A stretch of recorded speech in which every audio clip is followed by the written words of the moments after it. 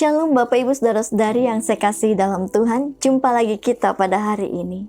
Sebelum kita merenungkan firman Tuhan bersama-sama, saya mau mengajak kita berdoa. Mari kita berdoa. Terima kasih Tuhan, kami bersyukur kepadamu pada hari ini. Sebab oleh karena kasih setia Tuhan yang tidak habis-habisnya di dalam kehidupan kami. Roh Kudus, kami terbuka di hadapan-Mu. Jikalau ada dosa dan kesalahan dalam kehidupan kami mohon ampun. Kiranya Tuhan berkenan menilik seluruh kehidupan kami, melayakkan kami Tuhan, agar kami dapat tetap terus terkoneksi di hadapan Tuhan. Ampuni kami akan segala kesalahan pikiran, perasaan, perkataan, sikap hati kami yang tidak mempermuliakan nama Tuhan. Dan pada saat ini Bapa, kami akan merenungkan firman Tuhan bersama-sama. Kiranya Roh Kudus mengurapi hamba dan mengurapi setiap jemaat Tuhan yang duduk diam dan mendengarkan kebenaran firman-Mu. Jam pemberitaan firman ini kami serahkan ke dalam tangan-Mu. Di dalam nama Yesus Kristus Tuhan dan Juru Selamat kami yang hidup, kami berdoa. Haleluya. Amin. Bapak Ibu Saudara-saudari yang saya kasihi dalam Tuhan. Sewaktu saya kuliah, ibu saya membelikan saya sebuah Alkitab bahasa Inggris versi King James. Ketika membuka Alkitab itu, ayat pertama yang saya temukan adalah Kisah Para Rasul 1 ayat 8. Tetapi ada pengalaman yang sangat membekas dalam hati saya sampai hari ini. Pada waktu saya membacanya, firman ini seperti begitu hidup, menyentak hati saya, dan secara tiba-tiba memberi semangat yang mengobarkan jiwa saya tatkala saya tidak sengaja membacanya. Seperti ketika kita menerima janji yang sangat menggembirakan dari seseorang. Tetapi apa yang saya rasakan itu lebih luar biasa. Seperti ada suatu energi mengobar-ngobarkan dan membahagiakan saya. Saya tidak bisa menggambarkannya dengan kata-kata, karena itu pengalaman yang luar biasa dengan Roh Kudus. Saya mengalami pengalaman itu sehingga saya mengambil pena tinta keemasan dan menulis ayat ini di bagian depan lembaran kitab ini. Alkitab King James, dua bahasa yang saya miliki, di bagian lembaran awal kitab ini ada latar belakang singkat penulisan kitab ini. Dan di lembaran latar belakang versi bahasa Indonesia ada bagian kosong di bawahnya. Maka saya menuliskan ayat ini di situ. Saking saya mengalami pengalaman sentuhan ilahi yang luar biasa kala itu. Dan itu membuat saya berkobar-kobar melayani Tuhan. Dan ketika hendak menyusun renungan ini, saya teringat akan pengalaman ini kembali. Saya membuka Alkitab ini dan mencari bekas tulisan saya. Dan tinta emas ini mulai memudar. Kalau Bapak Ibu bisa lihat. Karena ini saya tulis kurang lebih 10 tahun yang lalu. Di ayat ini berkata, tetapi kamu akan, di ayat Kisah Para Rasul 1 ayat 8 ini berkata, tetapi kamu akan menerima kuasa kalau Roh Kudus turun ke atas kamu. Pada waktu itu saya tidak paham apa arti dari kata menerima kuasa kalau Roh Kudus turun ke atas kamu. Pada waktu itu saya belum benar-benar paham betapa menakjubkannya arti dari kata kuasa Roh Kudus di sini. Tetapi saya justru mengalami lawatan ini ketika membaca kalimat Yesus ini. Bapak Ibu Saudara-saudari di dalam Tuhan, kata kuasa di sini dari bahasa asli Yunani yaitu dunamis, yang kemudian menjadi akar kata dinamit. Kita semua tahu seperti apa dinamit itu. Tetapi yakin dan percayalah, kuasa Roh Kudus melampaui itu, karena bahasa manusia sangat terbatas untuk menggambarkan kuasa Allah. Dinamit itu adalah sesuatu yang menghasilkan sebuah energi yang luar biasa. Dinamit itu adalah sesuatu yang menghasilkan sebuah ledakan yang luar biasa. Tetapi ini adalah dinamit Roh Kudus, yang berarti kuasa Allah yang menuntun kepada apa kehendak Allah itu sendiri.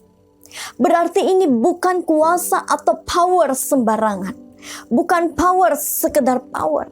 Kalau kita lihat di dalam perjalanan hidup para rasul yang disertai keajaiban, ini power yang bombastis, yang memiliki kuasa yang tidak terbatas, yang memiliki kekuatan yang tidak terbendung, kuasa yang membuat kita terheran-heran. Hah? Tercengang-cengang, kok bisa? Ya bisa, ini bukan kekuatan manusia elit. Ini kekuatan Tuhan, yang mana iblis pun takluk di bawah kekuatannya, yang mana alam dan maut pun takluk di bawah kekuatannya. Apa yang saya mau beritahu di sini? Bahwa kuasa Roh Kudus itu eksis sampai hari ini. Dan kita adalah target satu-satunya daripada kuasa itu mengalir. Amin. Tetapi tidak semua orang Kristen mau hidup dalam pengalaman bersama Roh Kudus. Saya mendengar pengajaran dari Bapak Dr. Charles Kamasi, dan juga saya mau membagikan di sini. Beliau berkata seperti ini. Ada begitu banyak orang berbicara tentang Roh Kudus, tetapi ia tidak pernah mengalami kuasa Roh Kudus bergerak di dalam dirinya. Pekerjaan Roh Kudus adalah seperti sebuah tarian indah yang sangat kreatif dan bervariasi.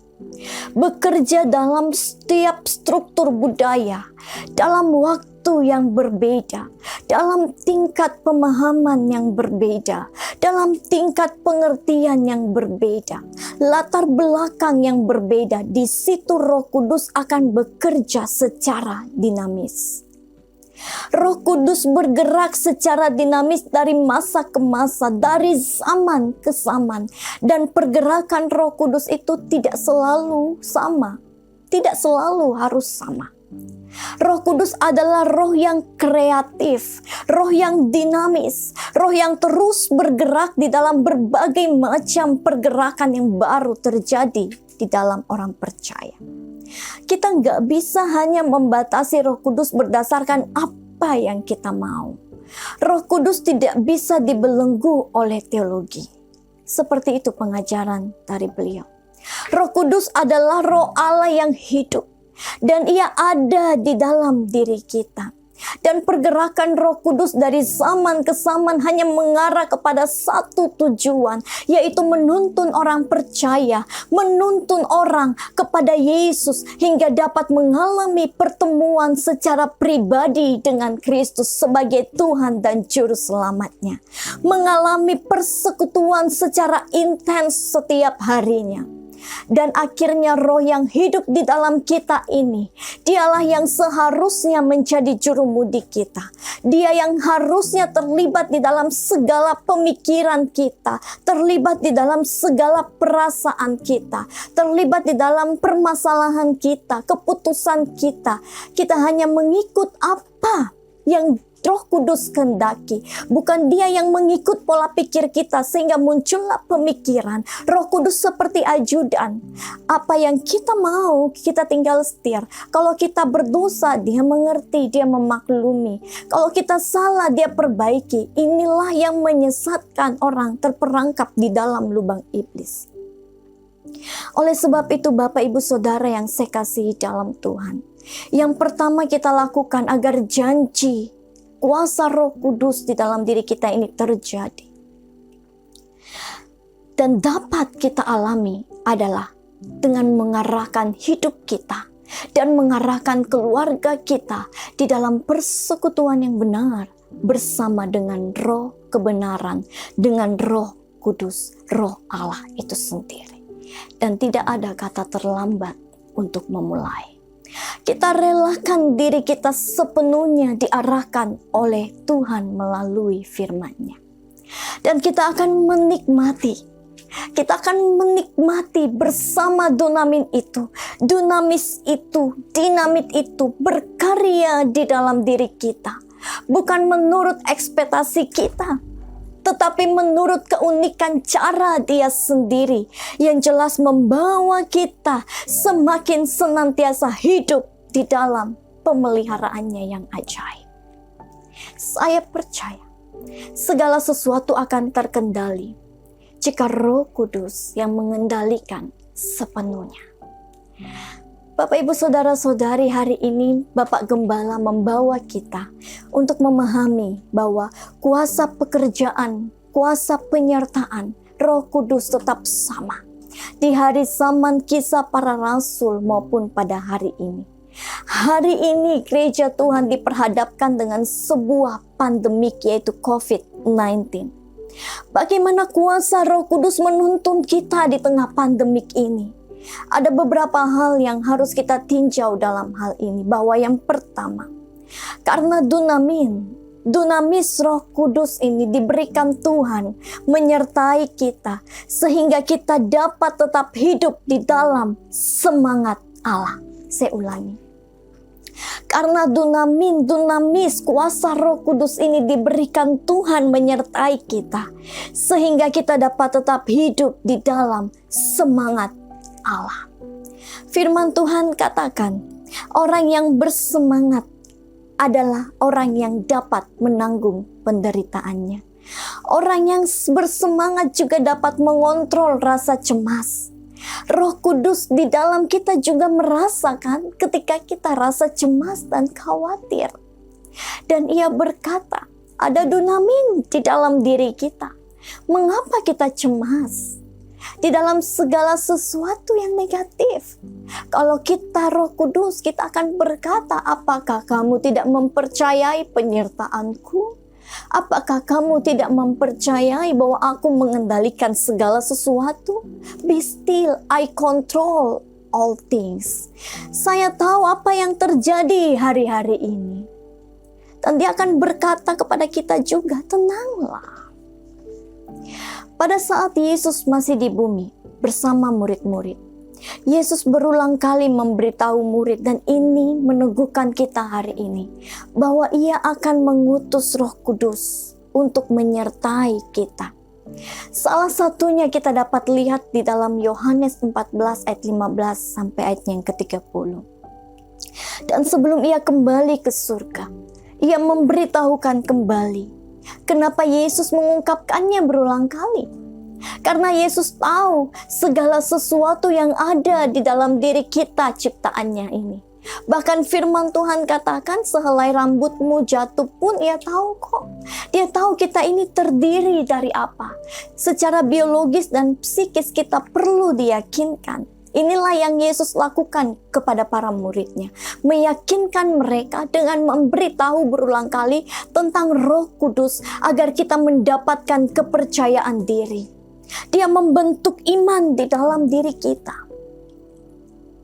Bapak, Ibu, Saudara-saudari yang saya kasihi, dalam ilmu psikologis, kepercayaan diri dapat membuat kekebalan tubuh, dan kekebalan tubuh dapat membuat kita menang terhadap virus. Saya yakin kalau Tuhan menghendaki melalui kekebalan tubuh kita, kita pun dapat menang atas virus corona. Amin. Di dalam pandemik ini, bagaimana seharusnya iman Kristen bekerja? Caranya meningkatkan kepercayaan diri kita. Salah satunya dengan setia. Setia mengikuti anjuran pemerintah untuk jaga jarak. Nah, ini menunjukkan kualitas iman orang percaya. Lalu taat pada peraturan. Tetap semangat bagi tenaga medis dan mereka yang masih harus bekerja. Tetap setia juga menunjukkan iman Kristen. Setia menjaga kebersihan, setia menjaga kesehatan, minum vitamin untuk meningkatkan kepercayaan diri. Imun tubuh yang kuat dapat melawan virus, dan yang ajaib, kepercayaan diri orang percaya berasal dari hikmat dan kuasa Roh Kudus yang menyertai kita. Yang kedua yang saya mau bagikan, mengapa Tuhan mengizinkan ini terjadi pada gerejanya? Ada ribuan korban COVID-19 dan kita tidak pernah berpikir sebelumnya ada pandemik seperti ini. Tidak mungkin semua terjadi kebetulan, tetapi dalam kontrol Allah, sebagai orang yang disertai dengan kuasa Roh Kudus, kita tidak bersungut-sungut. Amin. Lalu mengapa Tuhan mengizinkan ini terjadi pada gerejanya? Kalau kita melihat di dalam Kisah Para Rasul 1 ayat 8 dikatakan, Tuhan mau mengalirkan kuasa-Nya agar kita hidup sebagaimana mestinya. Tetapi terlebih dahulu kita perlu mengalami Roh Kudus, yang berarti sadar setiap waktu akan kehadirannya di dalam diri kita. Biarlah kita tidak merasa hari ini, kalau tidak ke gereja berarti tidak beribadah. Ibadah itu adalah persekutuan kita secara pribadi dengan Tuhan. Saya ulangi, ibadah adalah persekutuan kita secara pribadi dengan Roh Kudus, Roh Allah. Gereja adalah rumah persekutuan dengan orang-orang percaya. Kita bersekutu dengan orang percaya karena Tuhan memerintahkan kita untuk bersekutu dengan orang percaya. Tetapi saat ini Tuhan mengizinkan pandemik ini terjadi justru juga kepada orang percaya, agar kita melihat bahwa Roh Kudus, Roh Allah menyertai kita secara permanen dimanapun dan kapanpun. Dia mau kita menyadari bahwa rumah ibadah kita sebenarnya adalah rumah tangga, ladang pekerjaan kita, tempat kita melakukan aktivitas sehari-hari, itu juga rumah ibadah kita. Di mana kita bersosialisasi, berarti apa yang kita katakan setiap waktu dan apa yang kita lakukan setiap waktu itu adalah ibadah kita. Karena firman Tuhan katakan, ibadah yang sejati itu ialah mempersembahkan tubuh kita sebagai korban persembahan yang hidup, yang kudus dan yang berkenan. Berarti bahwa di hadapan Tuhan, ibadah itu segenap hidup kita setiap waktu. Mari kita berikan ini kepada Tuhan. Dan nanti setelah tangan Tuhan mengangkat pandemik ini, kita mengadakan ibadah persekutuan kita di gedung gereja. Keadaan rohani kita hari itu, kita masih tetap bersemangat secara maksimal, memberikan potensi jasmani rohani kita untuk kepentingan pekerjaan Tuhan. Karena dunamin ini, api ini tidak padam, justru semakin berkobar-kobar. Karena setiap hari kita bersekutu dengan Roh Kudus. Amin. Haleluya. Dan yang ketiga yang saya mau bagikan bagi kita, bagaimana iman Kristen di tengah-tengah pandemik ini. Firman Tuhan di dalam Matius 10 ayat 28 berkata, kita tidak perlu takut dengan segala sesuatu yang dapat membunuh tubuh, tetapi tidak dapat membunuh jiwa. Dampak dari virus corona ini juga memperlihatkan kenyataan kepada kita. Bagaimana kita sungguh-sungguh menjaga diri kita terhadap virus, tetapi kita lupa bahwa dosa lebih berbahaya karena dapat membinasakan jiwa kita. Artinya, sebaik-baiknya kita jaga tubuh kita dari virus, seharusnya sebaik-baiknya juga kita jaga rohani kita dari dosa. Ini yang Yesus katakan. Kita takut luar biasa untuk sesuatu yang bisa membunuh tubuh kita. Kita berjaga-jaga luar biasa untuk sesuatu yang bisa membunuh tubuh kita. Tetapi Yesus mati untuk sesuatu yang bisa membunuh jiwa kita sampai kekekalan. Yang mana yang lebih berharga untuk kita perhatikan dan jaga? Kalau kita masih suka bermain-main dengan dosa, masih kepahitan, mungkin mencelakakan orang lain, mungkin merugikan orang lain, masih suka bicara yang sia-sia dan kotor, tidak setia terhadap istri, tidak setia terhadap suami, melakukan perbuatan yang najis, mari kita bertobat. Mari kita bertobat. Setiap kali saya berdoa, saya memohon ampun karena saya sadar kadang saya lengah. Tetapi Roh Kudus mengingatkan saya.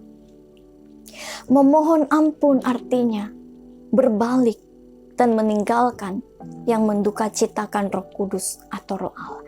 Memohon ampun artinya berbalik dan meninggalkan dosa tersebut, serta menjaga diri dengan sebaik-baiknya agar jangan jatuh ke dalam dosa yang sama. Sebaik-baiknya kita menjaga tubuh kita, harusnya sebaik-baiknya juga kita jaga rohani kita, agar kuasa Roh Kudus yang diberikan kepada kita seperti kata Kisah Para Rasul 1 ayat 8, dahsyat saudara, ini dapat berfungsi sebagaimana mestinya, sesuai dengan rancangan Allah bagi kita orang yang terpilih. Ini pelajaran dari corona. Kita jaga tubuh kita dengan baik. Mari kita juga tetap menjaga jiwa kita dari dosa. Demikianlah firman Tuhan untuk kita hari ini. Mari kita berdoa. Terima kasih Tuhan, kami bersyukur kepadamu. Siapakah kami Tuhan? Tidak ada yang lebih baik.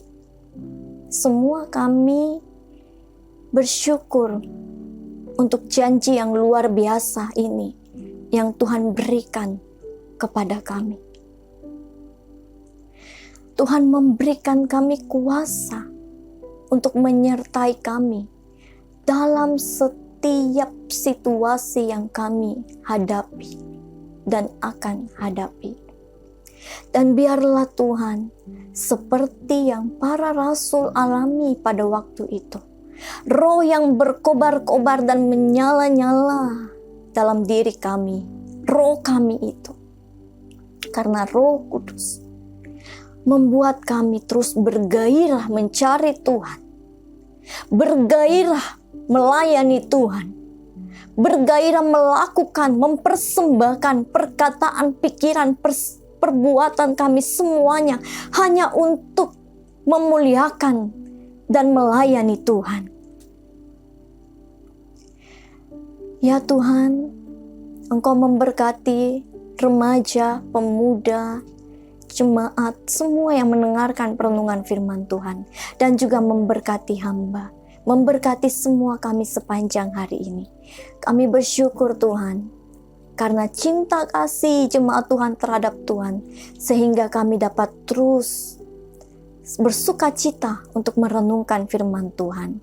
Dan kami tutup perenungan kami malam hari ini, tapi kami percaya Roh Kudus tidak akan berhenti berbicara dan menuntun kami hari demi hari. Inilah doa kami Bapa, di dalam nama Yesus Kristus Tuhan dan Juru Selamat kami berdoa. Haleluya. Amin. Bapak Ibu Saudara yang saya kasih dalam Tuhan, demikianlah perenungan firman Tuhan pada malam hari ini. Terima kasih untuk kita yang sudah setia merenungkan firman Tuhan bersama-sama. Selamat malam, Tuhan Yesus memberkati. Shalom.